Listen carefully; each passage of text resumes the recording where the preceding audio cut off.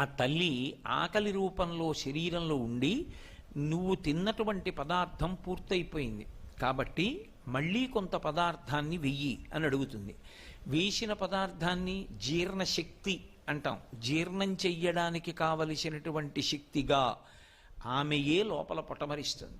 ఒకడికి ఉపన్యాస శక్తిగా, ఒకరికి పాట పాడే శక్తిగా, ఒకరి యందు ఒక మంచి వాద్యాన్ని మ్రోగించగలిగినటువంటి శక్తిగా, ఒకరి యందు కార్యాన్ని దక్షతతో నిర్వహించగలిగినటువంటి శక్తిగా ఆవిడ ప్రచోదనమవుతుంది. ప్రచోదనమై ఆమె ఆయన చేత ఆ కార్యాన్ని సాధింపచేసి ఆయన ఆ కార్యాన్ని సాధించాడు అనేటటువంటి కీర్తిని కట్టపెడుతుంది. అందుకే యశస్విని అని పేరు. ఒక వ్యక్తి ఒక విషయంలో అపారమైనటువంటి కీర్తి పొంది ఉన్నాడనుకోండి, అలా కీర్తి దేని చేత పొందుతాడు అంటే పరదేవత